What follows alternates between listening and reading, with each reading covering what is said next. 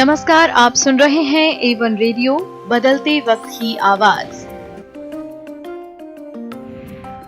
खबरों की शुरुआत करेंगे, लेकिन पहले सुनेंगे इस वक्त की कुछ प्रमुख सुर्खियां।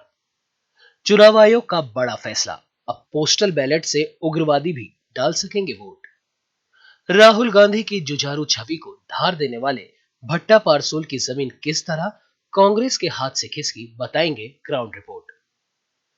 कोविड मरीज को ठीक होने के 3 महीने बाद लगेगी वैक्सीन, केंद्र ने जारी किए नए निर्देश। उत्तर प्रदेश चुनाव 2022 को देखते हुए मायावती ने जारी की दूसरे चरण के प्रत्याशियों की लिस्ट, सुनाएंगे किसे कहां से मिला टिकट। बिहार में पंचायत और ग्राम कचहरी के नवनिर्वाचित प्रतिनिधियों को दिया जाएगा प्रशिक्षण, सुनाएंगे पूरा प्लान। अब आइए खबरों को सुनते हैं विस्तार से।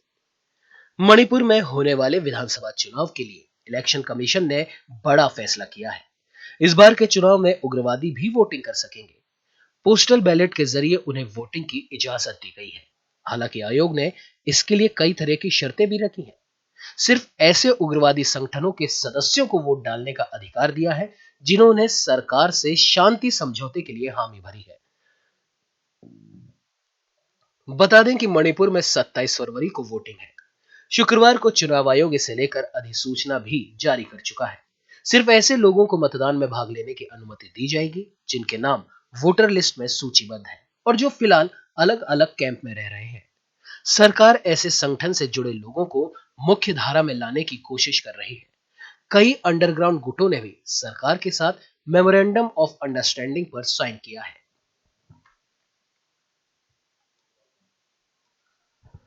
उत्तर प्रदेश के जिस भट्टा पारसोल से राहुल गांधी राष्ट्रीय राजनीति में किसानों के मुद्दे को लेकर जुझारू नेता के रूप में उभरे थे, उस भट्टा पारसोल से आज कांग्रेस की जमीन पूरी तरह खिसक चुकी है। दोनों गांव के लोगों में राहुल गांधी को लेकर कोई उत्साह नहीं है और पार्टी राजनीतिक रूप से वहां अपनी जमीन पूरी तरह खो चुकी है।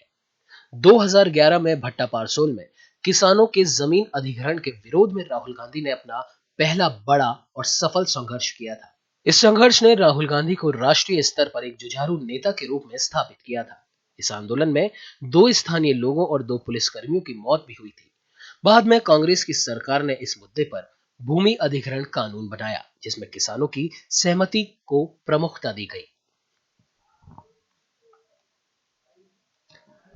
केंद्र सरकार ने शुक्रवार को टीकाकरण को लेकर नए निर्देश जारी किए हैं। इसमें कहा गया है कि कोरोना वायरस से संक्रमित होने वाले मरीजों को ठीक होने के 3 महीने बाद वैक्सीन दी जाएगी।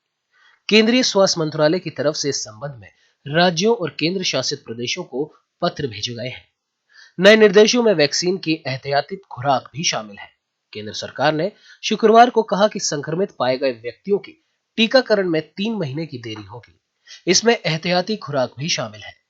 सभी राज्यों और केंद्र शासित क्षेत्रों को भेजे गए पत्र में केंद्रीय स्वास्थ्य मंत्रालय में अतिरिक्त सचिव विकासशील ने कहा कि कृपया ध्यान दें, जिन व्यक्तियों की जांच में SARS-CoV-2 कोविड-19 संक्रमण की पुष्टि हुई है, अब उन्हें ठीक होने के 3 महीने बाद खुराक दी जाएगी। इसमें एहतियाती खुराक भी शामिल है। शील ने कहा कि मैं अनुरोध करता हूं, संबंधित अधिकारी इसका संज्ञान लें। अब आइए बात कर लेते हैं उत्तर प्रदेश विधानसभा चुनाव 2022 की।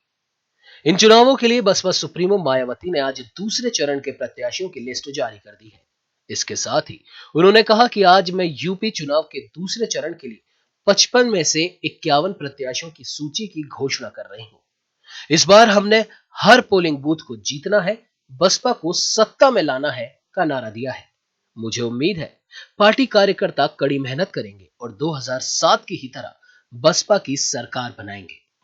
बसपा ने सहारनपुर की देवबंद सीट से चौधरी राजेंद्र सिंह, बिजनौर की नगीना से ब्रजपाल सिंह, संभल सीट से शकील अहमद कुरैशी, रामपुर से सदाकत हुसैन, अमरोहा से मोहम्मद नावेद अयाज और बदायूं से राजेश कुमार सिंह को अपना प्रत्याशी बनाया है। बिहार में त्रिस्तरीय पंचायत और ग्राम कचहरियों के हाल ही में चुने गए 2.25 लाख के करीब जनप्रतिनिधियों को गांव की सरकार बेहतर तरीके से चलाने के लिए प्रशिक्षण देने की तैयारियां चल रही हैं। पंचायती राज विभाग की योजना है कि अगले 15 फरवरी से इन सभी जनप्रतिनिधियों को ट्रेनिंग दी जाए। पंचायती राज विभाग फिलहाल कोरोना संक्रमण के थमने का इंतजार कर रहा है। पंचायती राज विभाग की ओर से तकरीबन 400 की संख्या में प्रशिक्षकों को प्रशिक्षण देने की जिम्मेदारी सौंपने की योजना बनाई गई है। पंचायती राज मंत्री सम्राट चौधरी की अगर माने तो जिला स्तर पर जिला परिषद सदस्य और प्रखंड प्रमुखों को प्रशिक्षण देने की तैयारी है। इसके अलावा शेष दूसरे जनप्रतिनिधियों को प्रखंड स्तर पर प्रशिक्षण दिया जाएगा। विभाग की योजना है कि सरकार की लगभग सभी योजनाओं को आम आदमी तक पहुंचाने के लिए नवनिर्वाचित जनप्रतिनिधियों को गहन प्रशिक्षण दिया जाए। प्रशिक्षण के तहत निर्वाचित जनप्रतिनिधियों को सरकार की विभिन्न योजनाओं जैसे खाद्य सुरक्षा, पेंशन, मनरेगा, स्वच्छता अभियान, मुख्यमंत्री निश्चय योजना, शराबबंदी, बाल विवाह और दहेज प्रथा के साथ साथ उनके कर्तव्य और दायित्व की जानकारी भी दी जाएगी। इसके अलावा ग्राम कचहरी के पंच और सरपंच को न्याय के संबंध में व्यापक जानकारी देने के लिए वृहद पाठ्यक्रम तैयार किया गया है।